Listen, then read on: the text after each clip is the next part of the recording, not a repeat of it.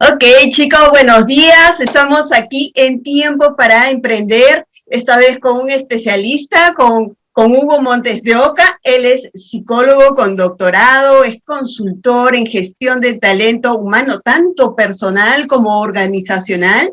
Además, él es docente universitario y tanto en pre como en posgrado. Hugo, bienvenido.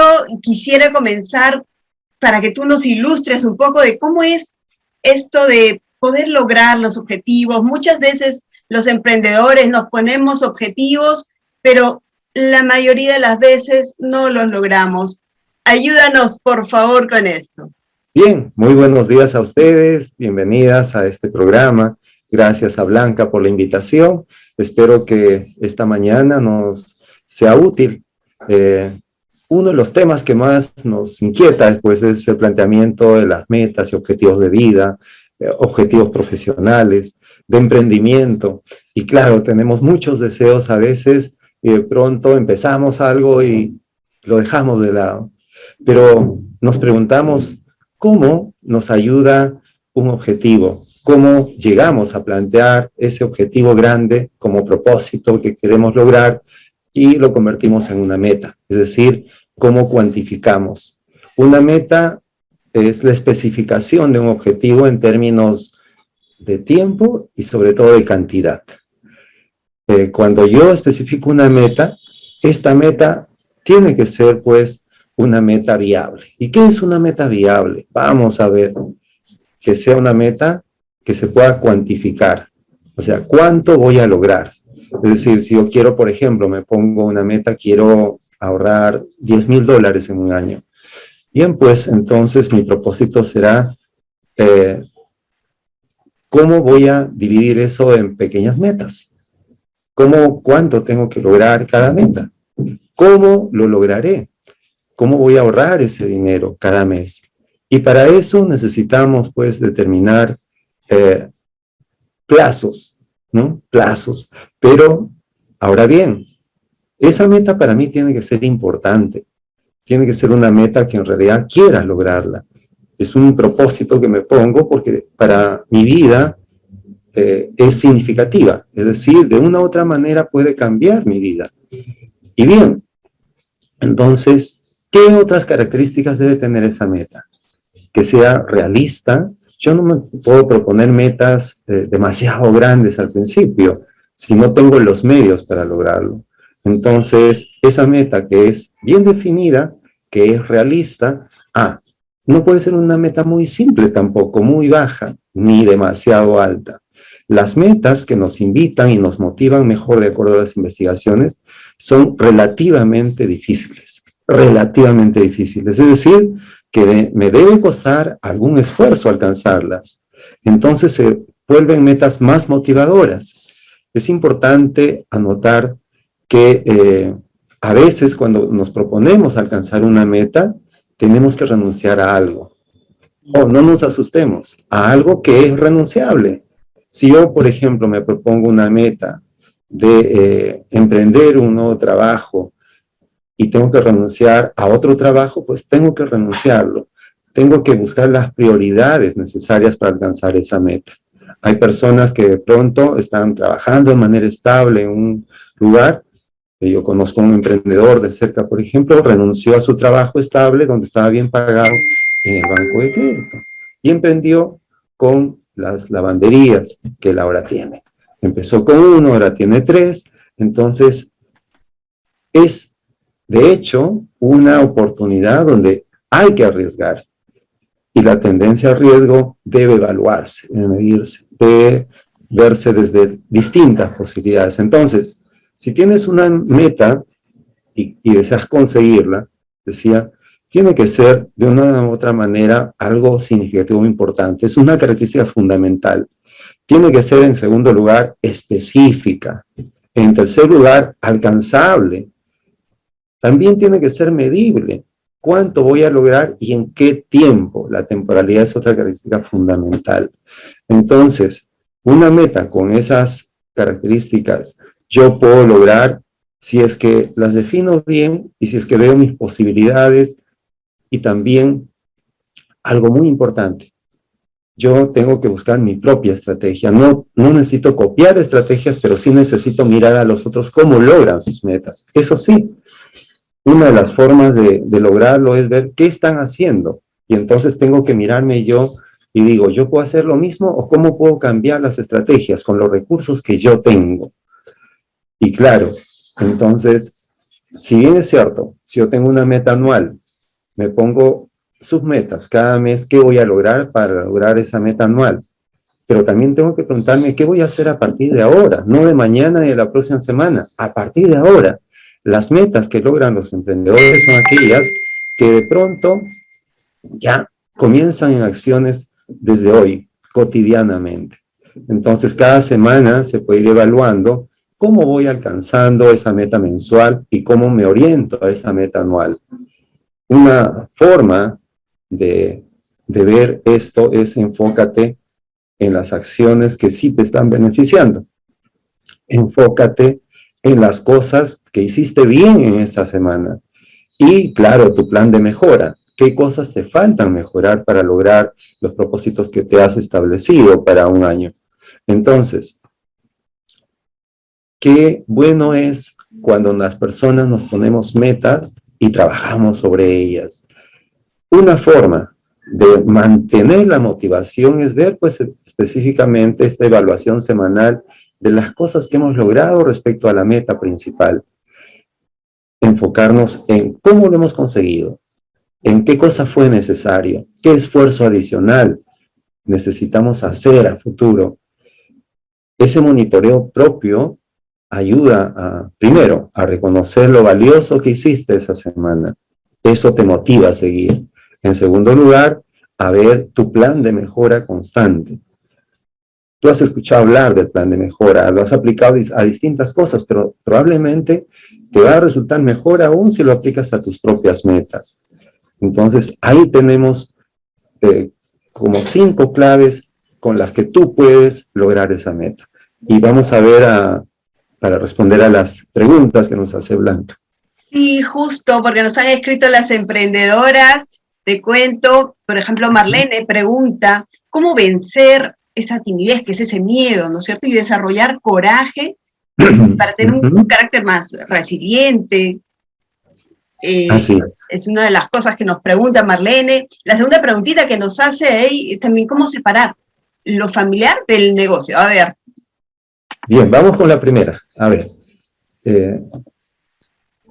ustedes conocen a Mahatma Gandhi, ustedes conocen a Obama, estas personas que son tan importantes, tan notorias, que han dado tanto a la sociedad, sentían mucho miedo antes de emprender. El emprendedor que tú conoces, exitoso, sentía miedo antes de emprender. El miedo es natural en los seres humanos. ¿En qué consiste la valentía? En poder afrontar el miedo y seguir adelante. En decirte a ti mismo, bien, ya está bien, hay un riesgo, siempre hay un riesgo. ¿Qué es lo peor que puede pasar? Y a veces tenemos pensamientos distorsionados y creemos que las cosas no van a funcionar. O decimos, hay mucho riesgo, voy a perder demasiado. Pero tenemos que pensar también que si no hacemos las cosas de una manera diferente a la que hemos estado haciendo, no vamos a tener los resultados esperados. ¿Qué decía Einstein? Si tú haces las mismas cosas de la misma manera, siempre vas a tener los mismos resultados. Es tu zona de confort, nada va a cambiar, nada va a mejorar. Entonces tenemos que asumir el reto. Sí, todos sentimos algo de miedo a enfrentar nuevas cosas, pero la verdadera valentía consiste en arriesgar, en decirte a ti mismo o a ti misma, sí voy a lograrlo, voy a intentar, tengo los recursos necesarios, voy a hacer todo lo posible, voy a pedir apoyo aquí y allá. Y con la confianza que tú vas generando en plantearte cada día acciones, vas descubriendo que sí puedes lograrlo, que no era tan difícil como pensabas, que ese sueño que tuviste lo vas convirtiendo en realidad.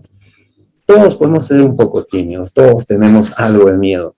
Ya sabes, vencer el miedo implica atreverte a hacerlo.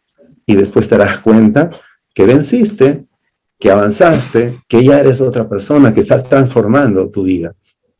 Y claro está, la otra pregunta era... ¿Cómo separar el negocio de lo familiar? Es una situación complicada cuando tú emprendes en familia. Yo he conocido a algunos emprendedores que construyen casas, empezaron en familia y terminaron peleando. ¿Y por qué ocurre eso? Muchas veces porque los roles, las responsabilidades y las cantidades de ganancia no están bien definidas. Una de las cosas que ayuda es que tú definas muy bien las responsabilidades, ¿no? En este caso, ¿qué es lo que vas a hacer tú? ¿Hasta dónde vas a hacer? ¿Qué tiempo vas a dedicar a eso? ¿Y qué tiempo vas a dedicar a tu familia? Tienes que comprometerte en dar un espacio dominical, un espacio a mitad de semana, en el momento que puedas, que ese momento vas a dedicar exclusivamente a tu esposo, a tu esposa, a tus hijos, y no a otra cosa. Si tú organizas bien tu tiempo para alcanzar tus metas, siempre habrá un tiempo para vivir en familia, para jugar, contarse cosas, salir de paseo, ir de viaje. Y en todo eso también implica las metas. Ponte una meta de salir por lo menos una vez al año fuera de Lima, a cualquier lugar del Perú, del mundo donde puedas ir. Y eso también es una meta importante para tu vida, porque eso te ayuda a relajarte, a compartir, a saberte importante, a darte una libertad, un tiempo, ¿no? De break. Entonces, eso ayuda muchísimo. Listo. Qué importante lo que dices, Hugo, porque muchas veces los emprendedores estamos trabaja, trabaja, trabaja y nos olvidamos de esas otras partes que también nos nutren, ¿no es cierto? Nos nutren muchísimo. Justamente María Paula nos preguntaba también, ¿cómo es que podemos anteponernos a esos problemas que pueden venir también de la parte familiar, ¿no es cierto?, para seguir nuestros caminos hacia el objetivo, cuando nos vienen los problemas, cuando viene muerte de alguien, no sé, y igual nosotros tenemos que seguir con nuestros objetivos. Claro, la realidad a veces es dolorosa, la realidad a veces nos dice, mira todo lo que te está pasando, y el problema es que a todos los seres humanos nos va a pasar una pérdida familiar, sobre todo en este tiempo de pandemia ha ocurrido muchísimo. Algunos hemos perdido familiares o hemos perdido amigos muy cercanos y nos ha generado bastante tristeza. Y tenemos derecho a sentir y expresar esa tristeza y ese dolor. No es que seamos más valientes porque guardamos esas emociones, esos sentimientos. Por el contrario, debemos expresarlos, sobre todo compartir con las personas con quien sentimos más confianza. Esa expresión es un tiempo. Así como hay tiempo para el dolor y la tristeza, tiene que llegar un tiempo donde te pongas a reflexionar en todo lo bueno que viste con esa persona querida que ya perdiste, pero también en todo lo que le gustaría a esa persona que tú hagas en la vida. Entonces es momento de reflexionar, de repensar tu vida, de reinventar tu vida ya sin esa persona con la que dependiste a veces bastante. He atendido a dos niñas que han perdido a su padre y su madre que está, claro, bastante afectada. Y les dije a ellas, y les sirvió mucho a las adolescentes, ¿qué le gustaría a tu papá que estés haciendo en este momento? Que renuncies a tus estudios, al colegio, que no elijas una carrera. ¿Qué les gustaría? ¿Qué crees que le gustaría? Y cambiaron su forma de pensar y de hacer las cosas, cambiaron esa actitud rebelde, ahora están ahí, con disposición a empezar el año que viene, una de ellas, un nuevo enfoque, mirar hacia el futuro y decirte a ti mismo, hay que continuar, hay que reinventarnos, hay que seguir. El decirte palabras de automotivación también ayudan, no siempre esperes que los demás te tengan que decir qué es lo que tienes que hacer, cómo lo tienes que hacer y que sí tienes fuerzas. Tú mismo tienes que decirte, incluso en voz alta, mirándote al espejo, voy a seguir adelante, esta meta yo la voy a conseguir, hoy día voy a hacer esto y lo otro. Me gusta eso de hacerlo frente al espejo, porque estás ahí con ese compromiso contigo mismo, ¿verdad? Sí, ¿sí? Y después debe haber algún nivel de compromiso público. Cuéntale a las personas qué es lo que tú sueñas hacer. También eso ayuda, por si acaso. Claro, por eso también los grupos funcionan tan bien. Sí. Rosana nos pregunta, ¿cómo es que nos enfocamos? Tenemos tantas, a veces hay tantas cosas que hacer, ¿y cómo nos enfocamos? ¿Cómo elegimos esa prioridad? Bien, para elegir una prioridad, creo que es importante que para ti, no para los demás, para ti sea realmente importante. Y lo importante para ti es aquello que lo has soñado varias veces, aquello que lo has dicho, lo has comentado, o quizás no lo has compartido con otros, pero es un ideal que tienes y está sobre todas las cosas. Entonces, si tú dices que algo es muy importante y priorizas, ¿y cómo priorizas? Priorizas en función de si te gusta y deseas hacerlo, porque para hacer algo necesitas poner pasión. Si no, no lo hagas. Si haces algo y algo importante, hazlo con pasión. Hazlo porque lo disfrutas. Haz porque realmente es algo va a ser significativo en tu vida. Eso es lo primero. Y después, si tú dices que es importante, determina qué tiempo vas a dedicar a eso. De todo tu día, cuánto tiempo vas a dedicar a eso. Porque si es lo más importante, entonces se supone que vas a dedicar más tiempo a eso que a cualquier otra cosa. Al menos por temporadas, ¿sí? Y luego de que estableces esas prioridades, es en función de lo que tú sabes hacer bien. Descubre tus habilidades. Tienes que preguntarte, ¿qué hago bien? ¿Qué me ha funcionado con eficacia antes? ¿Qué he estado haciendo? ¿Dónde he tenido algunos pequeños logros? ¿Y dónde no he hecho las cosas bien? ¿Qué cosas no me han funcionado como yo esperaba? Entonces, dos cosas fundamentales, que te guste mucho, que pongas pasión a eso, que es la parte motivacional, es el motor de lo que vas a hacer, y lo otro son las habilidades que tú tienes. La elección de lo más importante debe estar en función de ello, así como cuando eliges una carrera. Tú no vas a elegir una carrera porque está de moda, o porque tus padres te dicen que es la mejor carrera, sino porque tú realmente sientes agrado por trabajar en eso y porque tienes las habilidades para desarrollarte y desempeñarte en ello. Patti también nos estaba preguntando que siempre hay un temor para emprender y, o sea, hay sueños, hay cosas, pero ese temor impide que empiecen. ¿Qué consejos para...? El temor muchas veces nos impide, son como limitaciones, pero hay que pensar en lo siguiente. Ese temor lo construimos nosotros mismos y lo construimos en base a nuestros pensamientos. Entonces, yo te aconsejo algo. Registra cuáles son esos 3 o 4 pensamientos que te llevan a sentir temor. Ahora, en la siguiente columna, cada uno de los pensamientos, en la misma fila, primer pensamiento negativo, por ejemplo, puedo perder mucho dinero. En siguiente casillero de la misma columna, en la misma fila, en la siguiente columna, pensamiento positivo. En esa columna de pensamiento positivo, ante ese primer pensamiento negativo de voy a perder mucho dinero, ¿cómo podría ser tu pensamiento positivo? Invertir este dinero para ganar algo más. Entonces, y si me equivoco o si pierdo, aprenderé de esta experiencia. Entonces, siempre ponerte en el lugar de cómo tú puedes convertir un pensamiento positivo o un pensamiento negativo en un pensamiento positivo, es que lo expreses, lo escribas, lo definas claramente. Y cada uno de esos pensamientos negativos puedas cambiar el discurso hacia un pensamiento positivo, que sea más lógico y no sea un pensamiento erróneo, que sea positivo en el sentido de que imprimas una visión optimista a ese pensamiento. Las personas que han logrado cosas es porque antes lo han soñado. Y siempre ha habido temor, como te digo, pero ese temor han convertido en pequeñas acciones.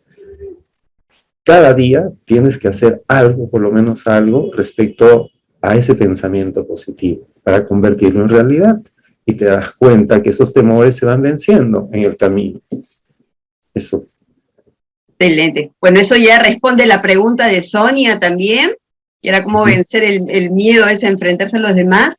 Y Marlene y Rosana nos preguntan algo que es bastante similar, es también esto de cómo elimino esas creencias limitantes, ¿no es cierto? Esas a veces de creo que no voy a resultar. De repente está muy, muy ligado a lo que ya...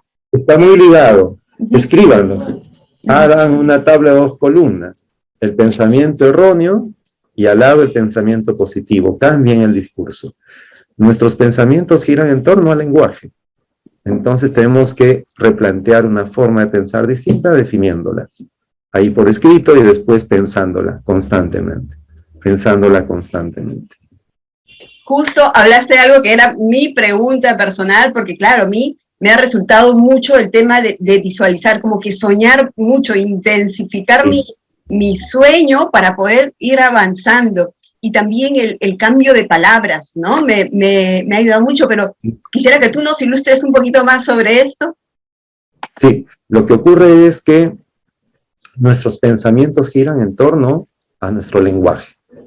Nuestro lenguaje es como el vehículo del pensamiento, nos lleva a algún lugar. Entonces, tenemos que ser capaces de identificar también algunos pensamientos erróneos generales, como por ejemplo, todo me debe salir bien. Eso es un mandato y es erróneo, es un pensamiento erróneo. Todo nos tiene que salir bien. La vida no es esa, la vida de humanos no es así. También hay muchos errores. Si no, nunca hubiera habido un inventor, Thomas Edison, que tuvo 1000 intentos para descubrir la luz eléctrica. Imagínense, en cada momento un temor de que las cosas no salgan bien, pero a la vez un deseo, una pasión de que salga algo diferente. Ese es el equilibrio que tenemos que buscar. Sí, no es lindo cometer errores, pero las personas en el camino, si queremos progresar, de hecho vamos a cometer errores. De hecho, pero el pensamiento de mantenerte enfocado en la meta principal y de todo lo que vas a disfrutar y cómo te vas a sentir al lograr la meta, va a pesar mucho más si comienzas a plantearte continuamente estos pensamientos positivos contrarios a ese pensamiento negativo. Hay pensamientos también catastróficos, ¿no? ¿Y qué es un pensamiento catastrófico? Cuando un aspecto nos sale mal, lo ampliamos tanto. ¿Ustedes han escuchado de que a veces nos ahogamos en un vaso de agua? Sucede. ¿Un vaso con agua? Claro, es por nuestro tipo de pensamiento que tenemos, porque estamos viendo un pequeño error como algo inmenso en nuestra vida. Entonces nos genera más ansiedad, hasta depresión. Si nosotros vemos a nuestro alrededor y vemos a las personas que tienen 1000 problemas más que nosotros y que los están afrontando, entonces nos tenemos que decir, pero yo con este problema tengo que lidiar, tengo que ver, tengo que tomar una decisión. Y lo que ahí necesitamos son pensamientos de afrontamiento. ¿Cómo voy a resolver este problema? No decirme y flagelarme mentalmente, pero qué mal que me haya pasado esto, pero qué mala suerte que tengo. Yo tengo una vida con muchos problemas, no puede ser así. Entonces mi pensamiento pues se va distorsionando y me voy enfocando en lo negativo y me estoy desmotivando para emprender. Entonces tengo que decirme, bien, ¿cómo puedo resolver esto? No pensar tanto ya en el problema, sino en la solución. Y mirar hacia el futuro con optimismo. ¿Este problema lo puedo resolver hoy? No. Ok, no está bajo control este momento. ¿Cuándo lo puedo resolver? ¿Qué necesito para resolverlo? ¿Qué apoyos necesito? Yo solo voy a pedir el apoyo de alguien en este momento. En fin, ahí tomamos una decisión de cómo resolver y pasar al siguiente problema, porque la vida es así, problema tras problema que necesitamos aprender a resolverlo con optimismo, pasión, tranquilidad, serenidad, reflexión, cuestionamiento de qué cosas no hicimos para mejorar, porque también tiene que haber un plan en el que nosotros describamos y descubramos qué cosas dejamos de hacer, ¿sí? Ojo, qué cosas dejamos de hacer y qué cosas no hicimos para que ocurra lo que hemos querido que ocurra. Entonces, en ese plan vamos definiendo, vamos asumiendo responsabilidades, cuestionándonos, pero a la vez tomando decisiones de mejora. Claro. Muchísimas, muchísimas gracias por este tiempo. He aprendido mucho. Sé que esto va a ser de tremendo valor para todas las emprendedoras. Los invitamos a comentar, a compartir esta información para, la verdad que no solamente para emprendedores, es algo que sirve para cualquier persona. Así que compartan, mientras más compartan, vamos a poder seguir disfrutando de este conocimiento que nos entrega Hugo Montes de Oca. Te podríamos decir, Hugo, si podríamos tener una siguiente reunión para hablar de esa autoconfianza. Sí, Blanca, con todo gusto, dentro de un mes.